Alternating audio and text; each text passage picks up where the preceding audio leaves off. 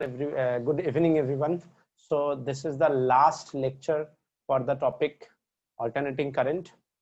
So in the previous class, we see transformer types of transformer, especially two type, coat type and shell type.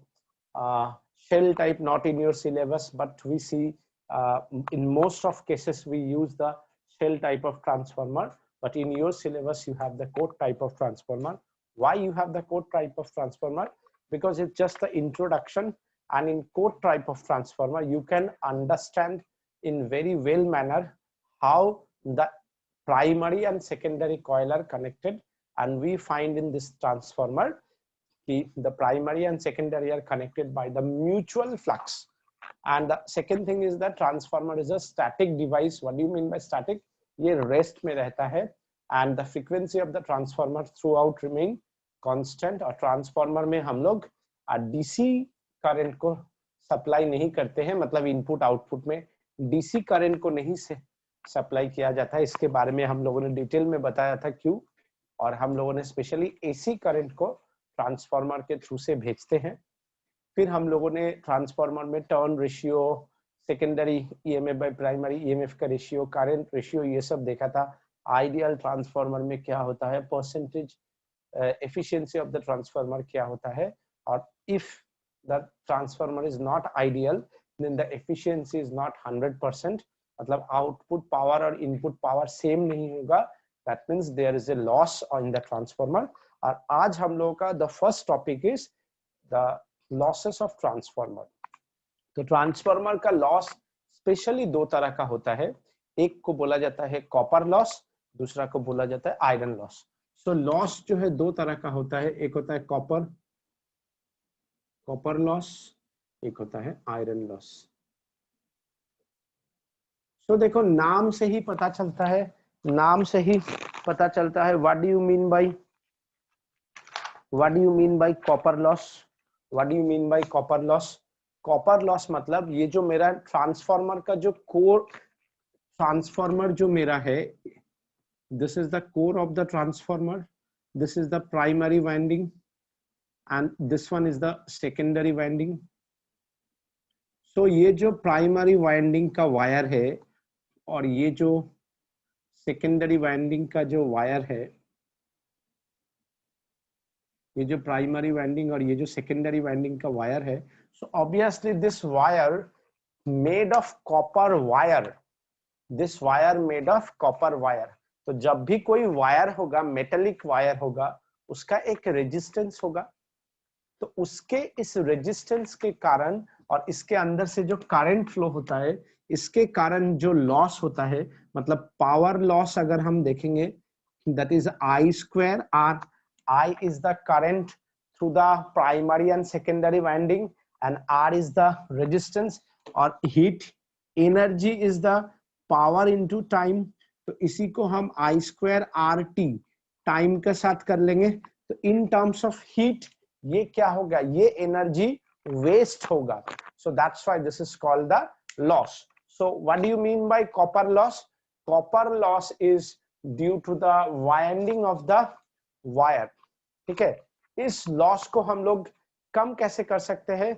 हम लोग यहाँ पे good conducting wire, like if you use a copper wire, so instead of any other wire, like हम लोग अगर iron wire ले सकते हैं, एल्युमिनियम वायर ले सकते हैं. तो आयरन या एल्युमिनियम वायर, जैसे छोटा मोटा ट्रांसफार्मर में इंस्टेड ऑफ कॉपर वायर कोई आयरन वायर भी लगाता है, तो वो सब में लॉसेस ज्यादा होता है.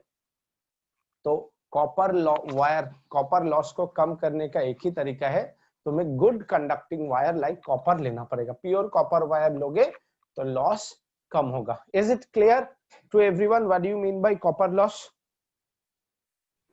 Yes sir. ओके.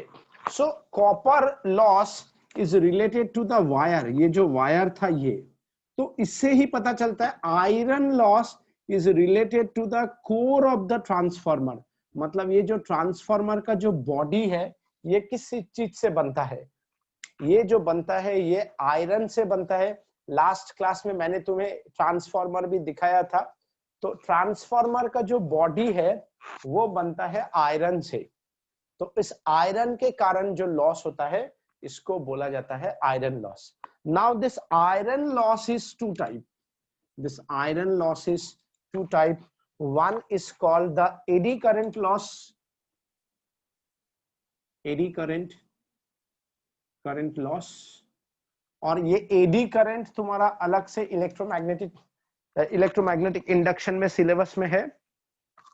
और दूसरा वाला जो लॉस है HYSTERIS, हिस्टैरिसीस लॉस.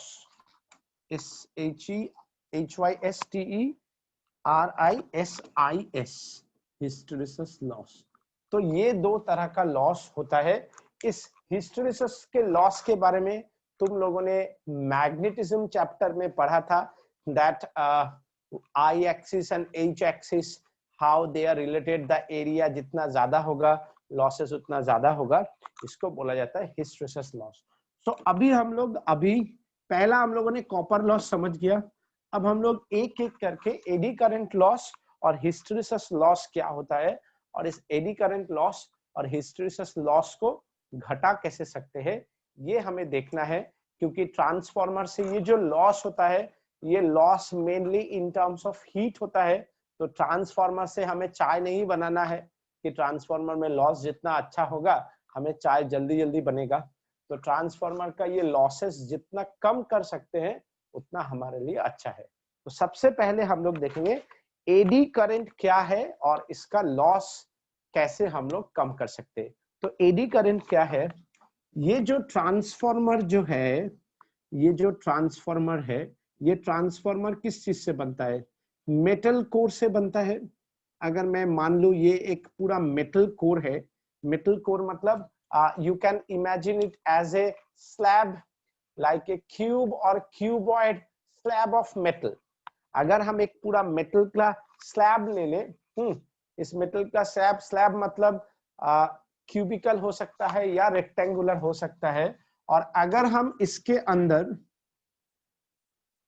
इस स्लैब के अंदर मैग्नेटिक फ्लक्स को चेंज करें तो क्या होगा?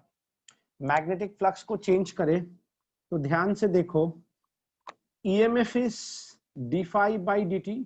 तो जहां मैग्नेटिक फ्लक्स का चेंज होगा तो क्या होगा? EMF जनरेट होगा विच अपोज द चेंज. तो इस अपोज द चेंज के कारण यहाँ पे क्या होगा? करंट जनरेट कर सकता है EMF बाय रेजिस्टेंस. और क्योंकि ये एक मेटल ब्लॉक है, so the resistance is very less.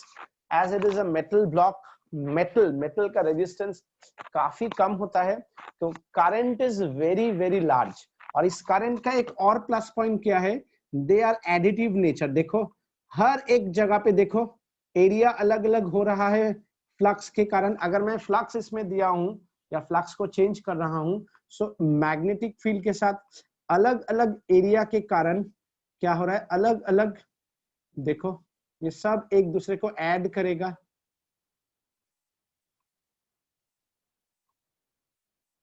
So I think you can understand कि करंट का देखो, अगर मैं इसका डायरेक्शन लूं ऐसे ऐसे करके, फिर ये, so this total they all are additive nature.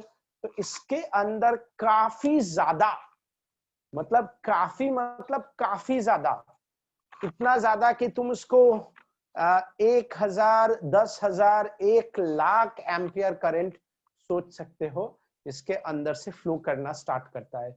और this current is called the eddy current. तो ये करंट क्यों जनरेट होता है?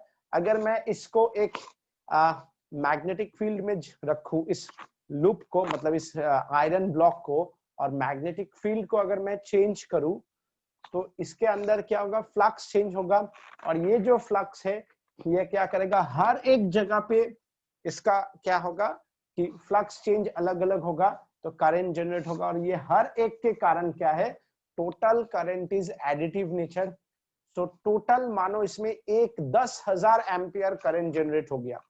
तो अगर इतना ज्यादा करंट जनरेट होगा तो H equals to I² RT.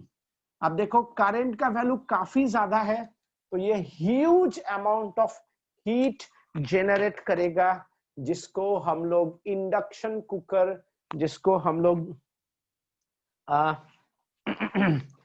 Induction motor, induction, इसको हम लोग इससे हम लोग माइक्रोवेव जनरेट कर सकते हैं। ये जो हीट जनरेट हो रहा है तो इन डिफरेंट डिफरेंट वे, फिर इससे हम लोग स्पीडोमीटर में इसको हम लोग यूज करते हैं, माइक्रोवेव में इसको खाना गर्म करने के लिए यूज करते हैं, इंडक्शन कुकर में हम लोग यूज करते हैं।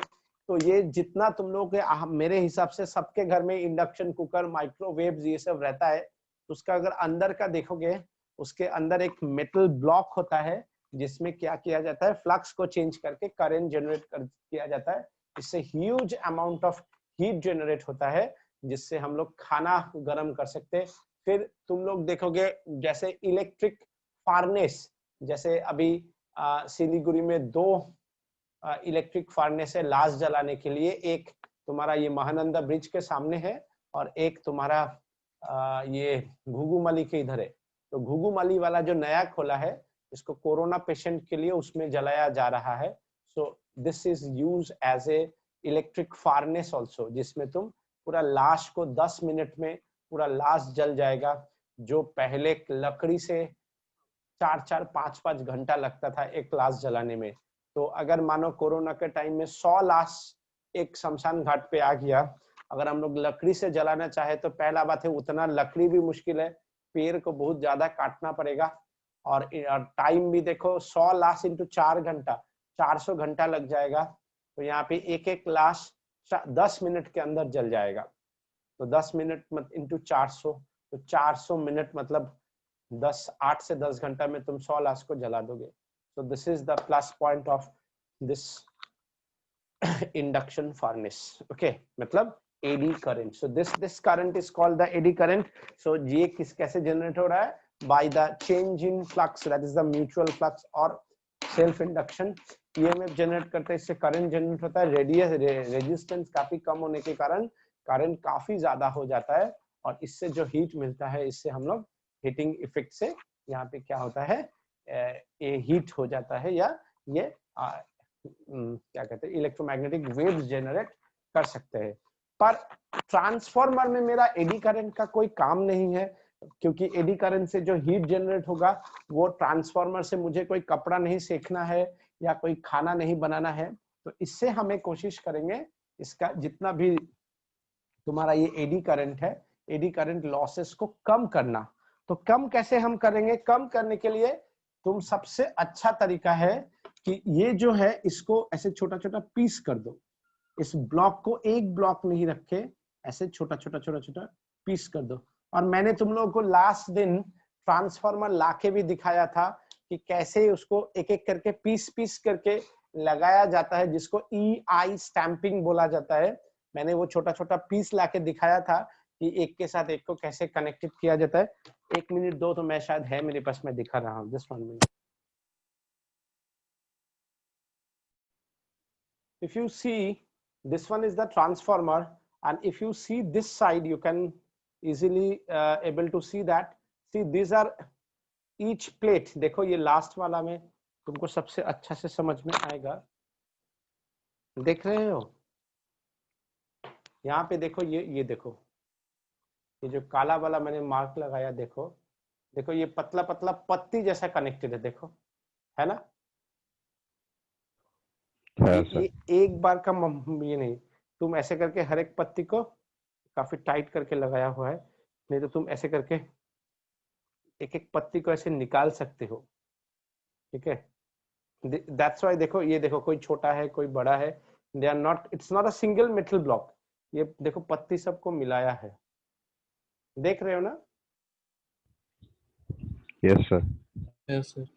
इसी का लाइव क्लास है, नॉर्मल क्लास होने से आई कैन शो यू कि तुम लोग ये हाथ में लेके फील कर सकता था। तो वट एवर, सो ऐसे क्या करता है, पतला पतला पत्ती को जोड़ा जाता है। तो ऐसे करके हम लोग इसको स्लाइस कर देते हैं, जैसे ब्रेड का स्लाइस होता है ना, ऐसे ऐसे पतला पतला स्लाइस करते हैं। और ईच स्लाइस को हम लोग क्या करते हैं, ईच स्लाइस को हम लोग क्या करते हैं, उसमें हम लोग वो एक इंसुलेटेड ऑयल होता है, बार्निश ऑयल, उसको हम लोग बार्निश कर देते हैं। ईच ये जो स्ट्रिप है, ईच स्ट्रिप को हम लोग बार्निश ऑयल से तुम्हारा क्या करते हैं, ये कर देते। इससे क्या होता है कि इससे हर एक दूसरे से क्या होता है, डिस्कनेक्टेड हो जाता है, बिकॉज इंसुलेटेड वायर ऑयल मतलब क्या, one strip is not connected with the second wire, तो सब में इंडिविजुअल अलग अलग क्या हुआ, करंट फ्लो हो रहा हुआ। इससे दो चीज हुआ। पहला बात है, देखो जब मैंने इसको ऐसे ऐसे करके स्ट्रिप कर दिया, radius is rho L by A, is it okay? तो देखो अगर मेरा हर एक का पतला पतला ये जो पत्ती है, इसका एरिया अगर घट गया है, इसका एरिया अगर घट गया है तो रेजिस्टेंस बढ़ गया, बढ़ा कि नहीं बोलो? Yes sir. तो अगर रेजिस्टेंस मेरा बढ़ गया है तो करंट क्या हो जाएगा, घट जाएगा। That is the first thing. अच्छा, दूसरा बात है, देखो मानो इसके अंदर से मैं ऐसा मान लिया कि इसके अंदर से 100 एम्पियर करंट जा रहा था और मैंने इसको 100 पीस किया है। तो 100 पीस किया है तो ईच पीस में कितना करंट जाएगा, 1 एम्पियर। Yes sir.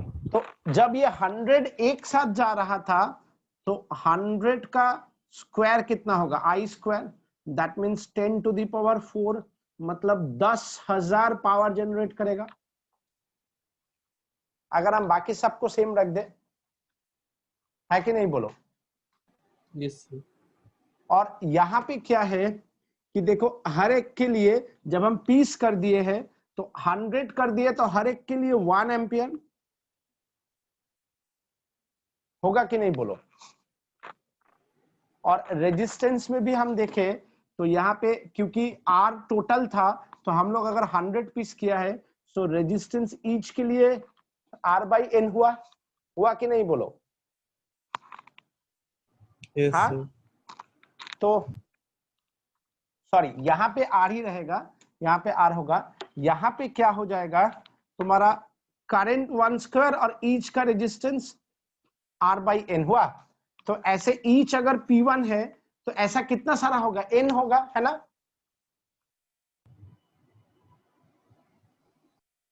N है तो ऐड करोगे तो क्या हो गया, टोटल पावर क्या हो जाएगा, तो 1 square R by n plus 1 square R by n, आप टू N तक करोगे ना, तो ये क्या हो गया 1 square R by n into n, तो 1 स्क्वायर R हो गया ना? Yes sir. सो देखो मैंने अगर इसको 100 स्ट्रिप में काटा है तो मेरा टोटल पावर 10,000 टाइम्स घट गया, पावर लॉस। ये बात समझा? तो इसका मतलब क्या है, मैंने उसका जो टोटल करंट का जो फ्लो था उसको ब्रेक कर दिया। और इसी ब्रेक के लिए हमें क्या करना पड़ता है, उसको पीस वाइज काटना पड़ता है, मतलब अलग अलग से पीस को लगाना पड़ता है। तो और हर एक पीस को बर्निश किया जाता है विद द इंसुलेटेड ऑयल, जिससे एक दूसरे से कनेक्टेड ना रहे। तो मतलब इन लोगों का जो ओवरऑल जो पाथ है, पाथ को हम लोगों ने काट दिया। तो जितना पाथ में काटा उतना का स्क्वायर में तुम्हारा पावर रिड्यूस हो गया। सो वी कैन से, हालांकि ये सब क्वेश्चन बोर्ड में तो पूछता ही नहीं है, power consume is inversely proportional to n square. तुम जितना सारा स्ट्रिप में काटोगे, तो अगर मानो मैंने 10 स्ट्रिप में काटा तो मेरा पहले पावर जितना लॉस हो रहा था उसका 100 गुण पावर लॉस घट जाएगा। मैं अगर 100 पीस में काटा तो मेरा पावर लॉस 10,000 गुण घट जाएगा। Are you getting my point? Yes sir. तो that's why eddy current loss को रोकने का तरीका क्या है, एडी करंट लॉस को रोकने का तरीका है उसको पीस करो और हर एक पीस को तुम्हारा इंसुलेटेड ऑयल से बर्निश करो। This is the only way जिससे तुम इसका एडी करंट लॉस को कम कर सकते हो। The second one is the hysteresis loss. Hysteresis loss तुम लोग को जब मैग्नेटिज्म पढ़ाया था, याद करो लास्ट लेक्चर में, मेरा वो वीडियो भी है, मैंने हिस्टैरिसीस लूप पढ़ाया था।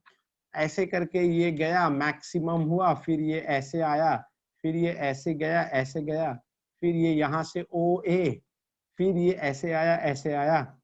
मतलब इससे क्या साबित हुआ था कि कोई भी मटेरियल, ये I था, ये H है, I is the intensity of magnetization, H is the magnetizing intensity. याद करके देखो, मैंने इसमें बोला था क्या, in presence of magnetic field if a magnetic material, मतलब ferromagnetic material, if a magnetic material is magnetized, अब हम अगर उससे मैग्नेटिक फील्ड निकाल लेंगे तो वो, मतलब जो एक्सटर्नल मैग्नेटिक फील्ड को निकाल लेंगे, मतलब H को 0 कर देंगे, तो it will try to be magnetized, मतलब ये अपना मैग्नेटिक प्रॉपर्टी को लूज नहीं करना चाहता है, जिसको बोला जाता है रिटेंटिविटी।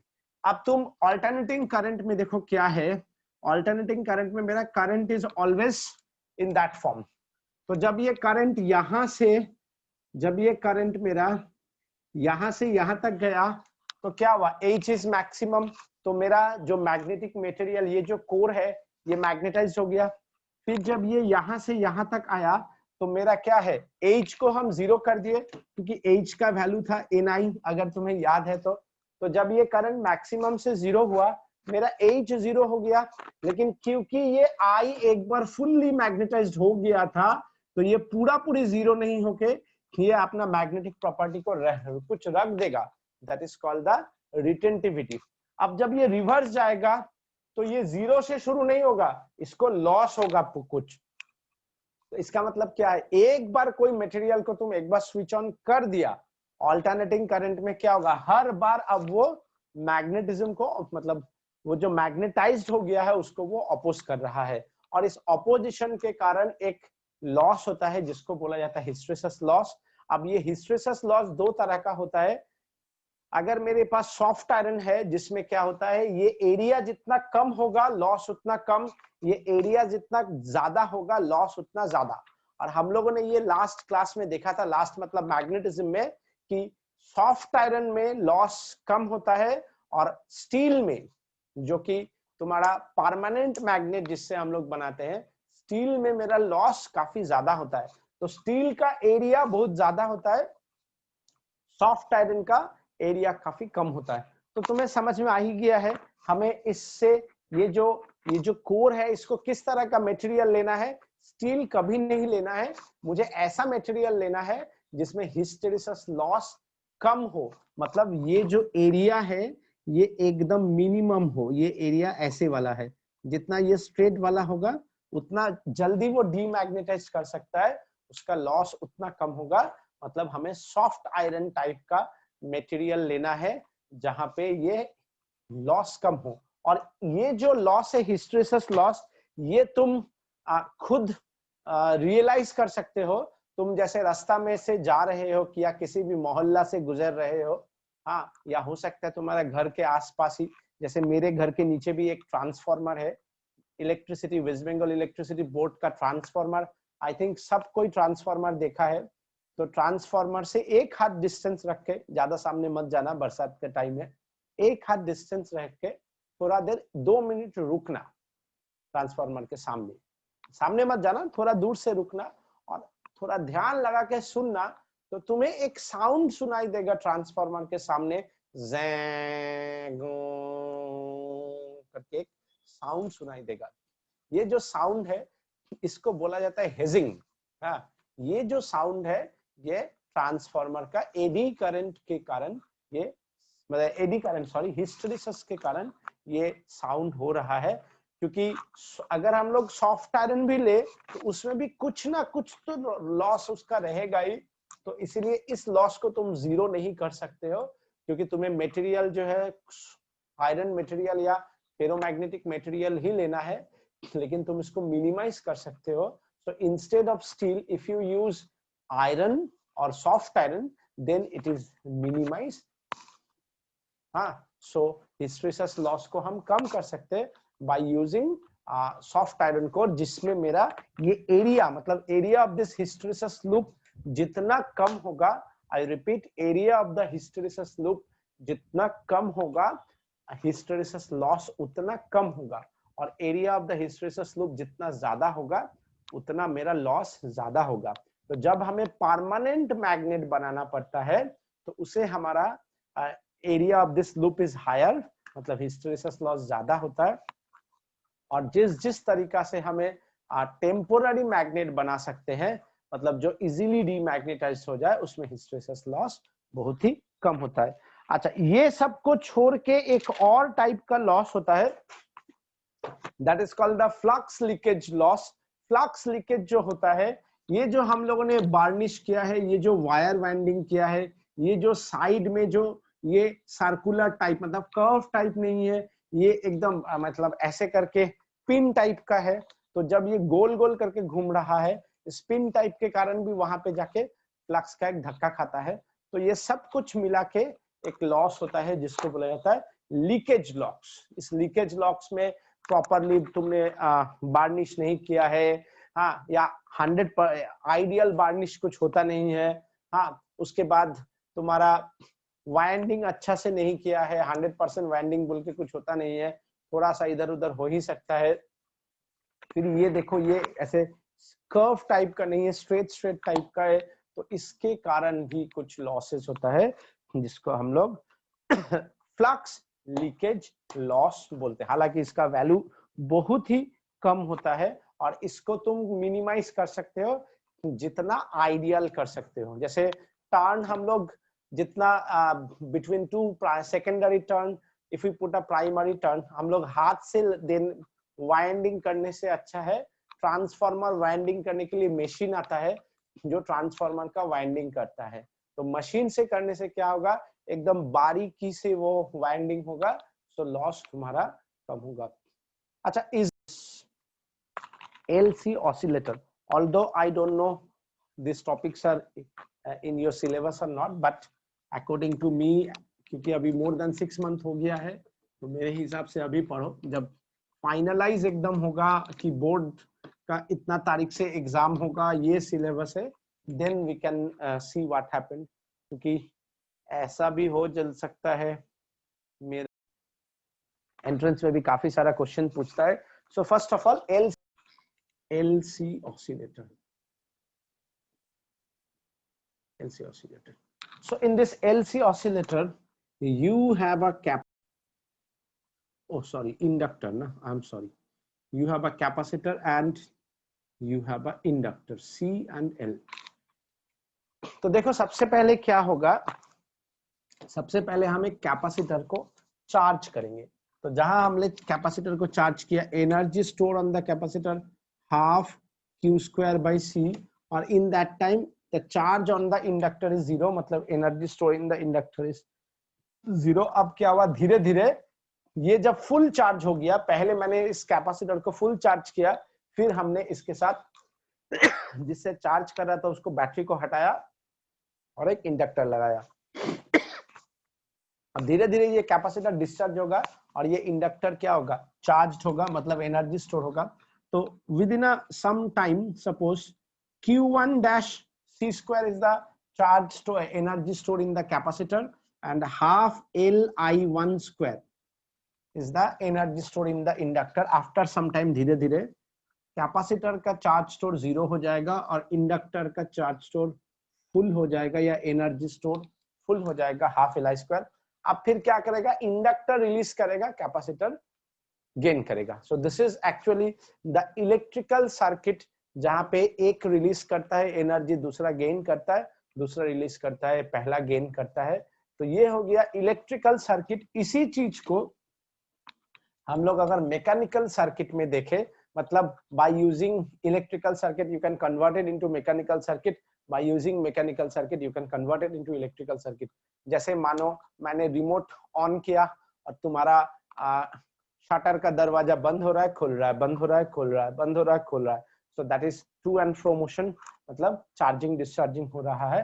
मतलब इसको हम अगर इस इलेक्ट्रिकल सर्किट को मैकेनिकल सर्किट पे ले जाए, तो देखो मेरे पास एक स्प्रिंग है, ये x is 0, मतलब potential energy is 0 and kinetic energy is maximum. फिर मैंने इसको यहाँ से यहाँ ले गया, यहाँ पे x equals to a, तो potential energy is maximum and kinetic energy is 0। फिर यहाँ पे आया, यहाँ पे मैक्सिमम वेलोसिटी के कारण ये कॉम्प्रेस किया, x equals to -a, फिर potential energy is maximum and kinetic energy is 0। तो यहाँ पे जब तुमने इसको इलोंगेट किया, यहाँ से अगर शुरू करेंगे तो पोटेंशियल एनर्जी इज मैक्सिमम, यहाँ पे कैपेसिटर के एनर्जी इज मैक्सिमम। फिर ये धीरे धीरे क्या किया, यहाँ पे जब आया potential energy zero, maximum is the kinetic energy, ये पूरा क्या किया इंडक्टर में कन्वर्ट हो गया। फिर ये यहाँ पे आया, so this is also to and fro motion, this is also to and fro motion, so this is called the LC oscillator. यहाँ पे भी तुम्हें फ्रीक्वेंसी मिलेगा, टाइम पीरियड मिलेगा, यहाँ पे भी तुम फ्रीक्वेंसी एंड टाइम पीरियड निकाल सकते हो।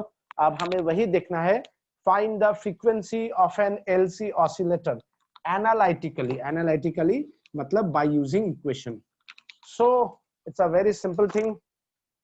ये एक सर्किट है, हाँ हाँ निश्चय निश्चय, ये एक एलसी ऑसिलेटर है। इस एलसी ऑसिलेटर का अगर हम लोग नेट वोल्टेज का बात करेंगे, Q by C plus L D I by D T equals to zero, समझ में आया ही होगा। Q is CV, V equals to Q by C, Q is CV, V equals to Q by C. So total voltage according to Kirchhoff's second law, we all know for a loop net voltage is zero, तो इसका net voltage Q by C plus इसका net voltage L di by dt equals to zero. और हमें ये भी मालूम है I equals to dq by dt, तो मैं इसको Q by C plus L d instead of I we can write dq by dt by dt equals to zero। तो क्या हो गया, L d square Q by dt square equals to minus Q by C, which means d square Q by dt square minus Q by LC, इसको मैं ले आऊं तो d square Q by dt square plus Q by LC equals to zero. ध्यान से देखो, यही चीज मेरा सिंपल हार्मोनिक मोशन में d square x by D T square plus omega square x equals to zero होता है। अब देखो ये जो x है, x for the mechanical circuit, ये जो चार्ज है, charge for the electric circuit. तो मैकेनिकल सर्किट में डिस्प्लेसमेंट होता है इन टर्म्स ऑफ एनर्जी, और इलेक्ट्रिकल सर्किट में चार्ज स्टोर होता है। तो देखो d Q, d square Q by D T square, d square x by D T square plus Q by L C plus omega square x. तो ये जो omega square है that is 1 by L C, Q by L C, तो Q is x, if we suppose Q is x या x is Q, तो omega square is 1 by L C, omega equals to 1 by root under L C. तुमने ये omega के बारे में alternating current में पहले ही पढ़ा है, that is called the resonating frequency. तो omega is the resonating frequency 1 by root under LC and frequency is resonating frequency 1 by 2 pi into 1 by root under LC। तुम अगर बोलोगे कि सर ये जो आया इसको कैसे, एक और तरीका है, देखो अगर मैं इसको वोल्टेज ले लूं, पैरेलल कनेक्शन है, so the easiest way to remember, हालांकि एनालिटिकल प्रोसेस बोलेगा यही लिखना पड़ेगा, अगर एनालिटिकल प्रोसेस बोलेगा तो यही लिखना पड़ेगा, फिर भी मैं एक छोटा सा शॉर्टकट मेथड बोल देता हूँ। As they are parallel, V of L equals to V of C, IXL is IXC, XL is XC, omega L is 1 by omega C, we know that omega square is 1 by LC, omega is 1 by root under LC, omega is 2 pi frequency, frequency is 1 by 2 pi into 1 by root under LC। तो आ गया तुम्हारा resonating frequency. अब देखो इसके ऊपर base करके हम energy को कंजर्व जो है, जैसे स्प्रिंग में हम लोगों ने क्लास 11 में दिखाया था कि एनर्जी इज कंजर्व, सिमिलरली हम लोग यहाँ पे भी एनर्जी को कंजर्व दिखा सकते हैं।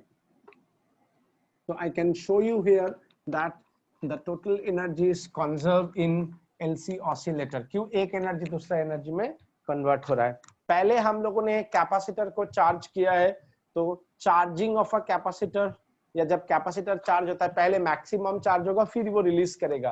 तो मैक्सिमम चार्ज होने के बाद अगर रिलीज करता है तो मतलब इसका साइनोसॉइडल ग्राफ क्या होगा, कॉस, क्योंकि cos omega t time zero, तो कॉस जीरो, कॉस जी का वैल्यू मैक्सिमम होता है। तो मेरा अगर charge Q is Q not cos omega t है, what do you mean by Q not? Q not is the maximum charge store in the capacitor, Q naught is the maximum charge stored in the capacitor।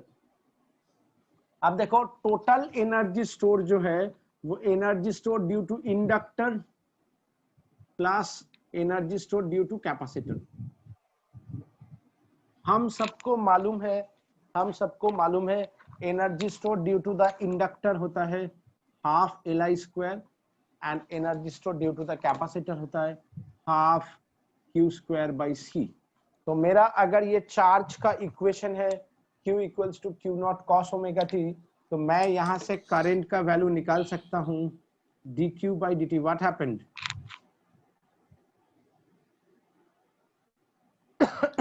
dQ by dt, if we differentiate this cos Q naught d cos omega t by d omega t into d omega t by dt, which is cos omega t का हो गया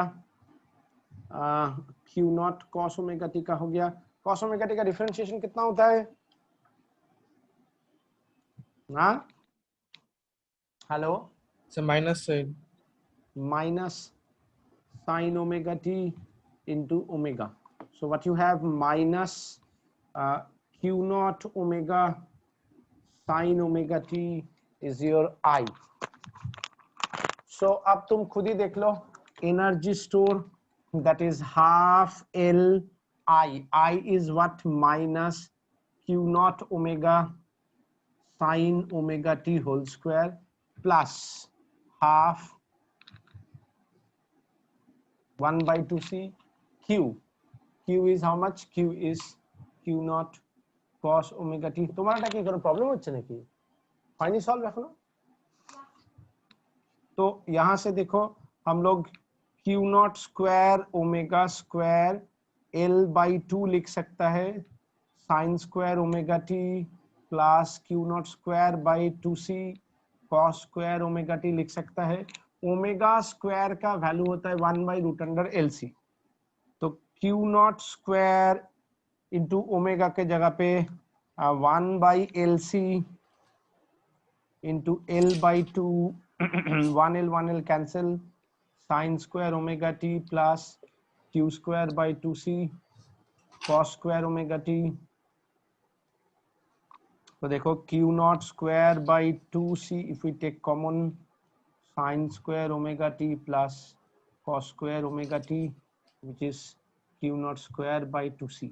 so देखो अगर तुम खुद ही देखो, the net value is constant value, Q naught itself constant, C is also constant, 2 is also constant, so total charge is conserved।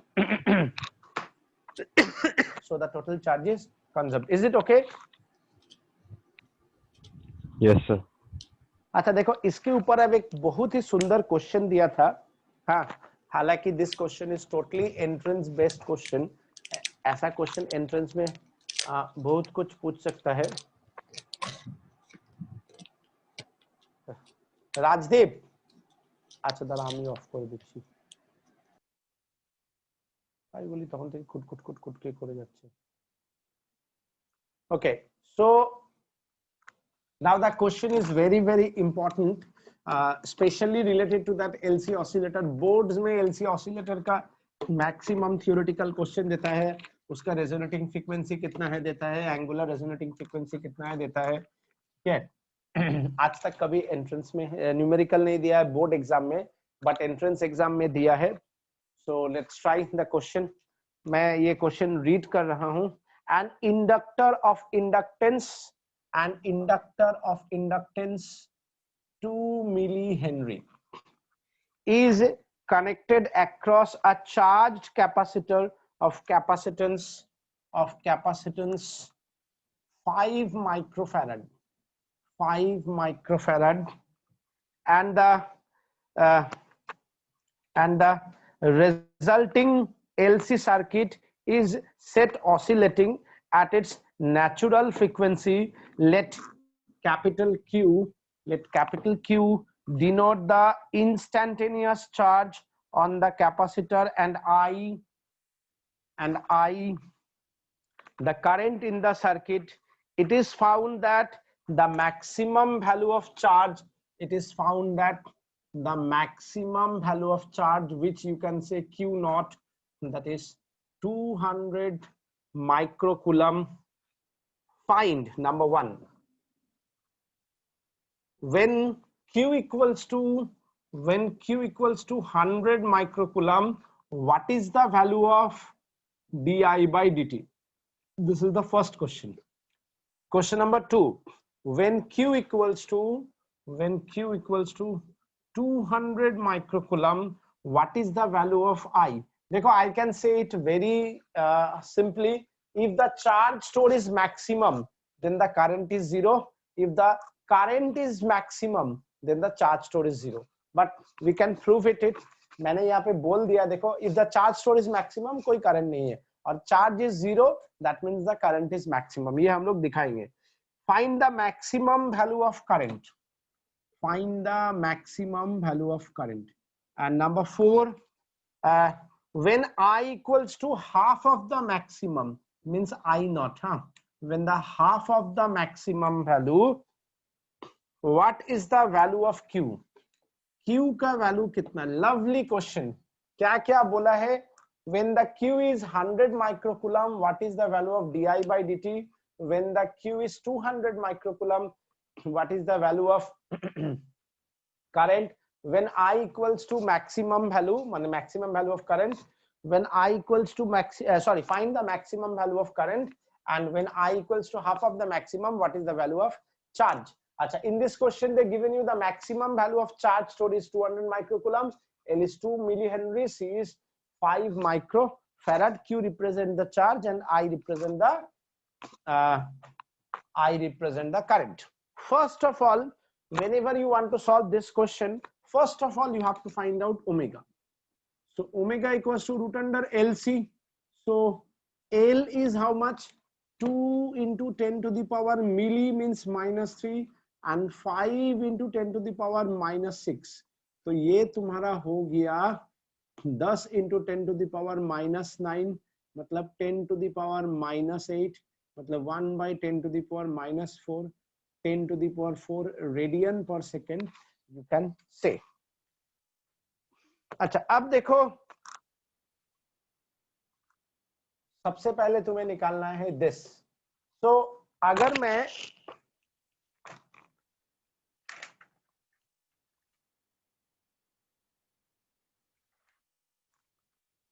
मैं charge का इक्वेशन लिखूं, Q naught cos omega t, this is the equation of charge, because initially the charge is maximum, as it is a capacitor, so it will be decreasing slowly.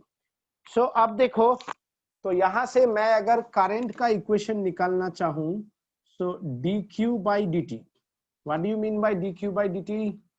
Q naught omega minus sin omega t, मतलब minus Q naught omega sin omega t. अब देखो, पहला जो मेरा question है, ये दोनों मैं निकाल के रखा. अच्छा, तुम चाहो, अच्छा, एक करके निकालेगा. One more thing, di by dt, क्योंकि यहाँ पे है di by dt, so इसलिए मैं इक्वेशन पहले निकाल के रखता हूँ. di by dt is minus Q naught omega. What is the differentiation of sin omega t? Cos omega cos omega. Omega. So minus Q naught omega square cos omega t. So in terms of just the value, क्योंकि ये तो तुम्हारा quadrant wise change होगा, in terms of di by dt, value is Q naught omega square. And as you know the value of omega, that is this much, you can easily find out the value of di by dt also. जैसे जैसे मेरा value मिलेगा, मैं सिर्फ cos omega t का value put करूंगा. Q naught is given 200 micro, मतलब 10 to the power -6, और ओमेगा का स्क्वायर मतलब 10 to the power 8. तो यहां से क्या हो जाएगा? 200 into 10 to the power 2, मतलब 2 into 10 to the power 4 ampere per second. Is it clear? Sir. Yes, sir. Sir, যখন আমি মানটা বের করলাম, তখন আমি যে cos omega t এর মাইনাসটা কেন লিখলাম না? মানের কি কোনো প্লাস মাইনাস হয় নাকি? মান মানে তো ম্যাগনিটিউড. মানের কোনো সম্মান হয় না, না মান তো মান, সম্মান আলাদা জিনিস না, বুঝছিস? মান ইজ দা ম্যাগনিটিউড, তো ম্যাগনিটিউড তো ভ্যালু। এবার এটা দেখ, এই যে নেগেটিভটা, সাইনের ভ্যালু পজিটিভ হলে নেগেটিভ, সাইনের ভ্যালু নেগেটিভ হলে পজিটিভও তো হতে পারে না। তো আমি তো শুধু এটার ভ্যালু বার করলাম বেসিক্যালি, বাকি তো এটার উপরে ডিপেন্ড করবে আমার প্লাস হবে কি মাইনাস হবে, ঠিক আছে? আচ্ছা sir. So one by one, now I want to find out. First, when the Q equals to 100 microcoulomb, when the Q equals to 100 microcoulomb, what is the value of di by dt? This is my first question. When Q equals to 100 microcoulomb, तो सबसे पहले देखो, this one is my equation for charge. Is it okay or not? Tell me. तो यहाँ पे देखो 100 microcoulomb, Q naught is 200 microcoulomb cos omega t. So cos omega t is how much? 1/2. So omega t is how much? Cos half. তার মানে কত? 60 degree. 60 degree মানে pi/3. Is it okay? Yes sir. Yes sir. If omega is pi/t, मुझे चाहिए di/dt. कहाँ पे है? di/dt is, देखो नेगेटिव साइन रखा, Q नॉट ओमेगा टी का value I already find out 2 × 10⁴। आप देखो cos ओमेगा टी, di/dt का भी क्या है? cos ओमेगा टी है ना? cos ओमेगा टी का वैल्यू कितना है? Half, so we can put half, so -10⁴ ampere per second. Is it okay? Yes sir. Yes sir. Now you get the value না? মানটা তো এটা, বাট এই ভ্যালুটা তো হচ্ছে গিয়ে সম্মান, বুঝতে পারলি? Is it okay? Yes sir. Hello, মান সম্মান আমি সবই ভুলে গেছি জানিস, ক্লাস 10 পর্যন্ত মান সম্মান শিখছিলাম, সব ভুলে গেছি। আচ্ছা যাই হোক, second thing is the second part. When Q equals to 200 microcoulomb, what is the value of I? তুই নিজেই দেখ, Q equals to second part, আমি যদি লিখি Q naught cos omega t according to this question, and Q naught and Q naught both are same, 200 microcoulomb cos omega t. So cos omega t is 1, omega t is 90 degree. Is it okay? Yes sir. So if omega t is 90 degree, what is the value of I? I is how much? Minus Q naught omega sin omega t, ঠিক আছে? হ্যাঁ, omega t 90 degree, 90 degree মানে কত? 1, তাহলে minus Q naught into omega. So in terms of current এর value তো আমি মাইনাসে বলি না, আমাকে যদি বললো কারেন্ট কত, তাহলে কি আমি বলবো -5 অ্যাম্পিয়ার? আমি বলবো 5 অ্যাম্পিয়ার। মাইনাস মানে তো আমার ডাইরেকশন, তাই না? Yes sir. তো ইন টার্মস অফ ডাইরেকশন আমি বলতে পারি I, that is magnitude, that is Q naught omega. Q naught এর ভ্যালু আমি জানি 210⁻⁻6, আর ওমেগার ভ্যালু আমি জানি কত? 10⁴, তাই না? ওমেগার ভ্যালু কত? 10⁴ রেডিয়ান পার সেকেন্ড, একটু আগে বার করেছিলাম। সো ইনটু 10⁴, তাহলে দেখ কত দাঁড়াচ্ছে? 200 × 10⁻⁻2, তার মানে 2 ampere. Is it clear? First হয়ে গেল, সেকেন্ড হয়ে গেল। তো আমি দেখ তোকে বললামই, যখন কিউ ম্যাক্সিমাম তখন কারেন্ট কত? আচ্ছা কিউ ম্যাক্সিমাম, না আমি কিছু ভুল করেছি মনে হচ্ছে। ইয়েস, আমি খুব সাংঘাতিক একটা ভুল করেছি, এটা আমার পরের স্টেপে হতো। কি ভুল করেছি জানিস? বলতো কি ভুল করেছি? when the cos omega t is 1, omega t is not pi/2. omega 2 is how much? লজ্জাও করে না তোদের? how much? 0. Very good. আমি তো তাই বললাম, এটা যখন ম্যাক্সিমাম এটা 0 হওয়া উচিত না? তো omega t is 0, so I is that minus Q naught omega cos, আরে আবার ভুল করছি, sin omega t, sin 0 কত হয়? 0 না? Yes sir. তো যখন charge maximum, when the charge is maximum, current is 0. Now the third one, yes, I maximum, which I just find out, না কত হলো? 2 অ্যাম্পিয়ার এসেছিল না? Yes sir. Yes sir. ওই যে মানে I maximum তার মানে কি Q is 0 তাই না? তো এটা যদি 0 হয় 200 microcoulomb cos omega t, that means cos omega t is 0, omega t is 90 degree. So that is basically এই যে omega Q naught omega sin 90 degree is 1.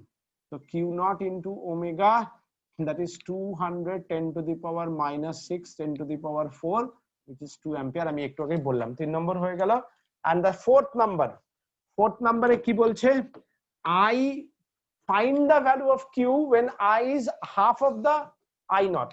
so half of the I naught I এর equation নে, দেখ এটাকে আমি যদি I naught by 2 ধরি, এটাকেও আমি I naught ধরতে পারি, এটা কারেন্ট হলে এটাও current according to homogeneity, minus I naught sin omega t. তো sin omega t is minus 1/2. sin omega t minus 1/2 কখন হয়? হ্যাঁ, ওমেগা টি এর ভ্যালু হয় 120 ডিগ্রি না, না 150 ডিগ্রি। 150 ডিগ্রি মানে কত হয় রে? আচ্ছা 150 ডিগ্রি রাখ না, কি প্রবলেম আছে? তাহলে আমার তখনকার কিউ চাই, Q is Q not cos 150 degree. তো কিউ নট cos 150 কত হয়? √3/2 with the minus sign. Is it okay? So Q naught is how much? Q naught is 200 micro, means 10 to the microcoulomb hi rakh, microcoulomb into minus √3/2, তার মানে minus 100 √3 microcoulomb. But again the value of the charge is never negative, so you can put it Q is in terms of magnetic magnitude 100 √3 microcoulomb, yeah, √3 into 10 to the power 4 coulomb. Is it okay? Yes, sir. So এই হচ্ছে question, এই কোশ্চেনটা এন্ট্রান্সের point of view তে খুব important question.